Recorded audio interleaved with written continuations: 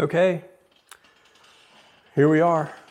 Today, I think we're just gonna do some excavation, kind of see what's going on inside this, underneath the hood, underneath the hatch, inside the cabin, and just do just a little bit of inspection here.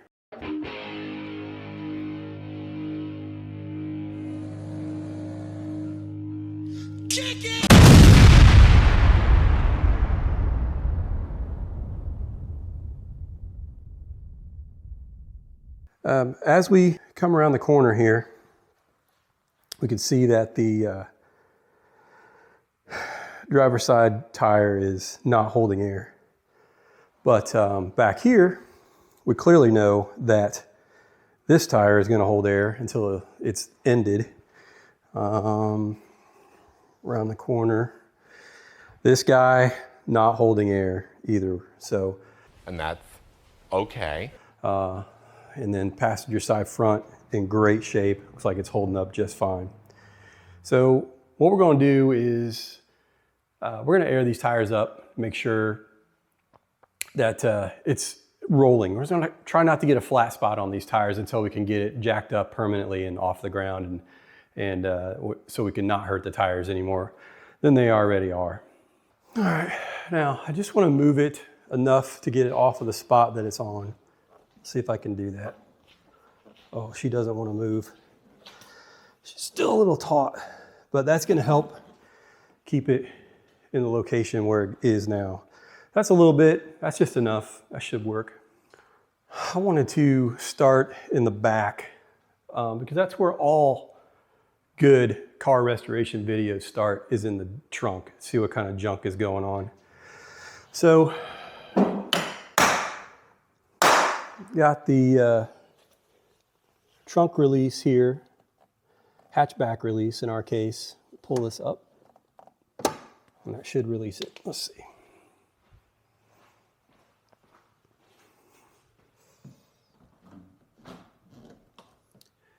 No, did not work. So we have a remedy for that.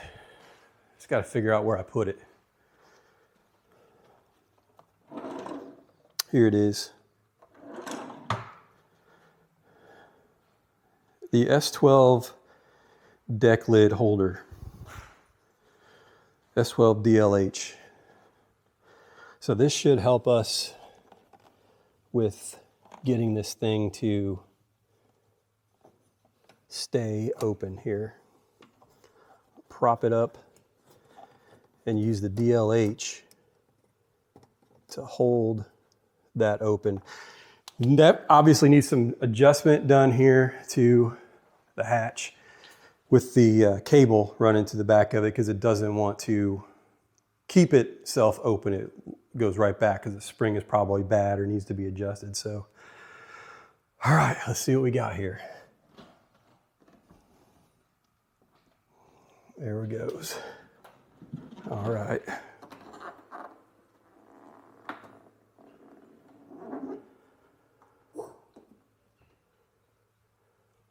Wow, it's gonna stay. That's amazing. I know those gas struts have got to be shot, because I remember lifting it up at one point in time and it just falling right on my head. Oh no, look what's going on here. Got some mold or mildew across the back of there. That should come right off, hopefully. Get that aired out and removed. The speaker grill covers clearly need some help. We got a fix for the rust that's on there. Boy, that was in worse shape. We'll get that all fixed up though. That'll be fine. I don't know what this little stain is here, but we'll get that cleaned up too. Here we go, moment of truth. All right, let's see what's happening here.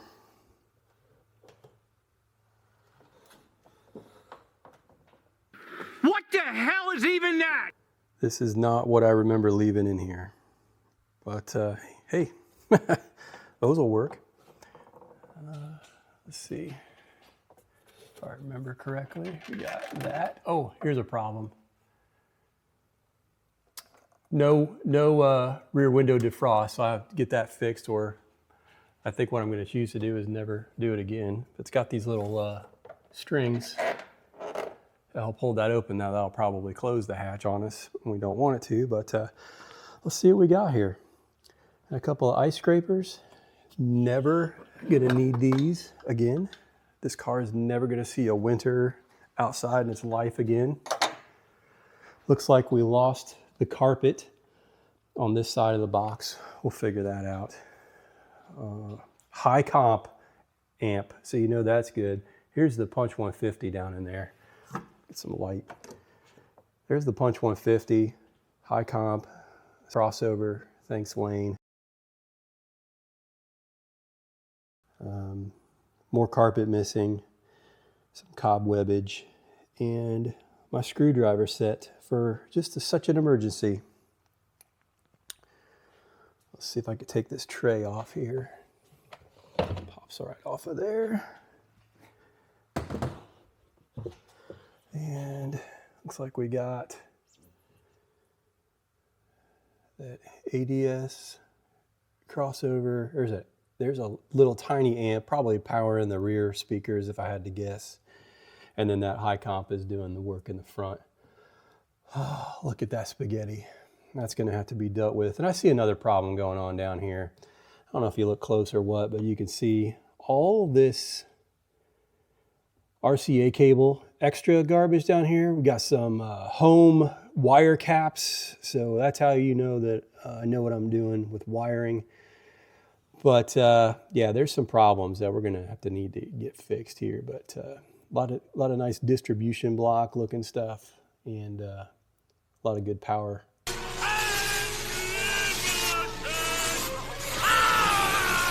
Should work out good when we get going here. The carpet looks amazing. Looks like it's never been slept in. And then up toward the front here.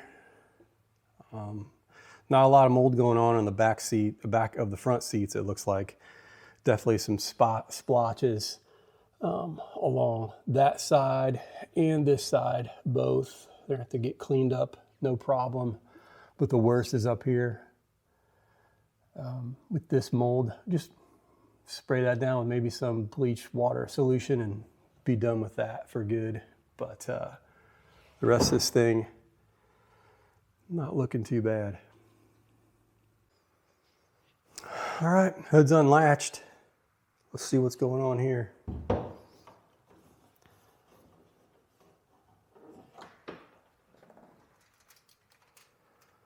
Oof. Wow. Not what I was hoping to see here. Lots of rust. This is terrible, dude. And I hope that's all it is, just some surface rust. Look at the rodent activity going on underneath here. So many activities! Not noticing right off the bat a bunch of chewed up wires. A lot of corrosion going on. Frame looking a little rough down in there.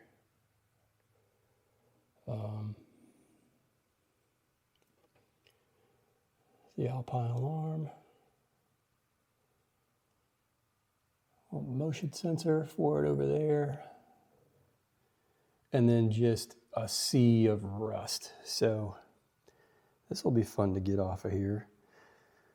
Radiator intact, sort of. Here's the front door. Baby, I'm looking at the front door. Just lining up throughout here from rodent activity. So not cool. Got a wad of speaker wire right there because of, I don't see it now. The PA horn is gone, but the CB radio had a nice PA speaker that was a lot of fun at traffic lights. Hey, good looking. We'll be back to pick you up later. But it looks like it's either buried or gone. I don't notice it right off the bat, but yeah, looks like a lot of work to get started with underneath here. A lot of high-end stereo component work being done here. Where this battery box looks like it's not rusted out, but man, look at the rodent activity. This is what I was worried about the most with having it stored there. There's a little inline fuse right there that was wrapped in a towel and then electrical tape to keep it from touching anything, and it's like the rodents use that for their houses that they like. But yeah, not looking so hot underneath here. I think this might be the low point All-time low. of what's going on here. This latch definitely needs some work. It was not happy to open up, that's for sure. All right, these tanks, I was worried about being dry rotted, but they look like they're in pretty good shape to hold the overflow and then the windshield washer fluid. Windshield wiper motor looks like it's in good enough shape. But we'll go from there. I don't know if you can read on the dashboard there or not, but that says 180,000 miles. That's way more miles than I thought was on this thing, but that's okay. The interior right on the steering wheel here, that'll all come off of there. It's mold, mildew, nastiness. It's all ingrained in there. We'll get that off of there, no problem. The controls for the mirrors are here. That little button right here is for the pop-up headlights, and then this controls the brightness of the dashboard right there. And then down here we have cruise control on and off, and then you can control that here on the stick. And then on this side, the wiper squirter and windshield wiper control here. This car does not have the automatic windshield wipers on it. Cigarette lighter in case you smoke cigarettes. Whatever. Rear windshield wiper squirter and rear windshield wiper control. The rear window defrost. Sweet clock. With an alarm, apparently. I don't know. Maybe. Lots more mold and mildew. Then on this car, all the idiot lights are on the passenger side, so the passenger knows immediately if you're an idiot.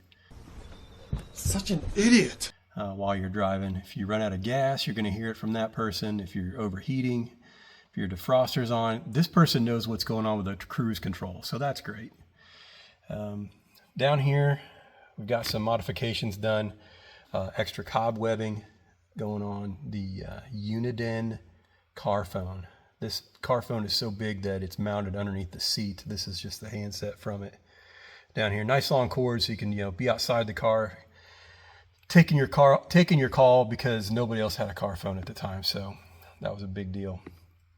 Then the Realistic brand Citizen Band radio, the PA, and all the nice channels on that. Breaker, to the bandit. Come on back, Breaker.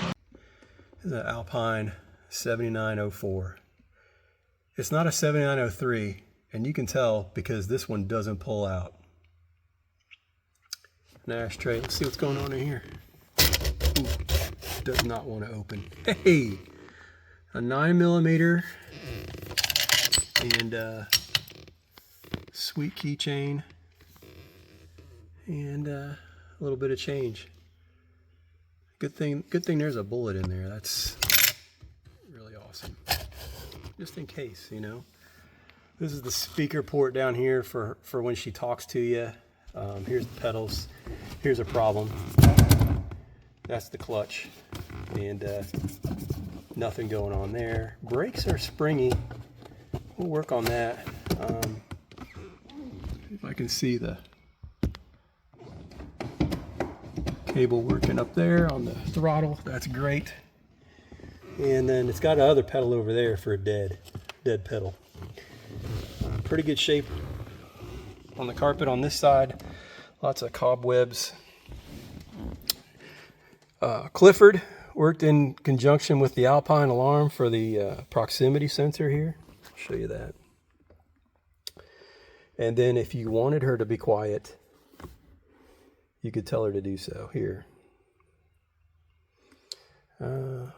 Passenger seat looks like it's in pretty good shape. This is where all those floor mats were sitting.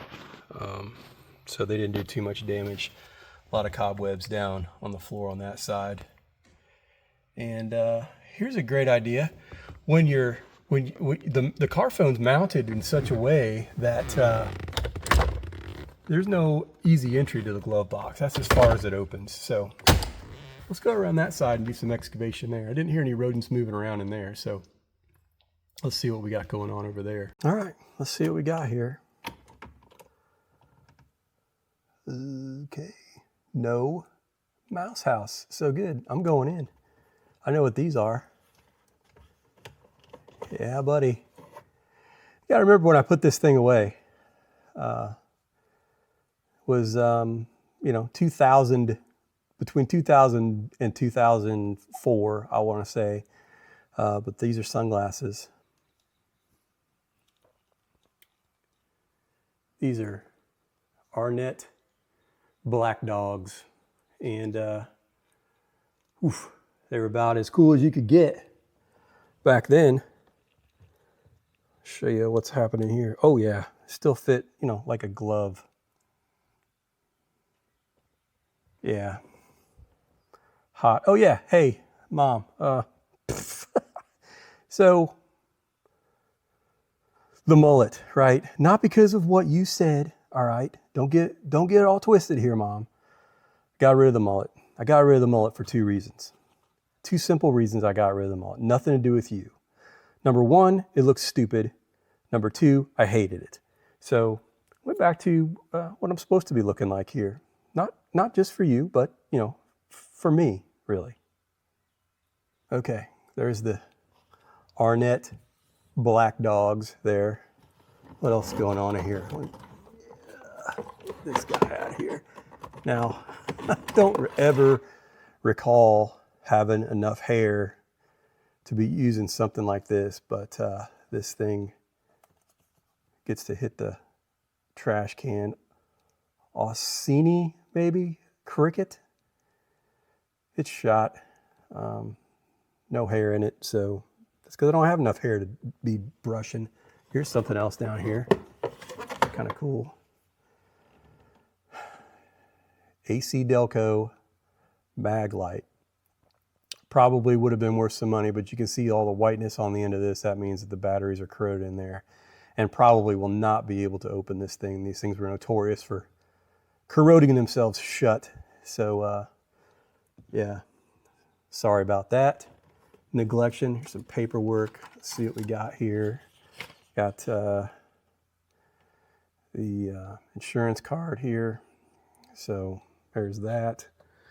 Like I said, it was insured all the time. The registration there. Let's see. Here's a Reflex Stanford pen. Nice cushiony grip.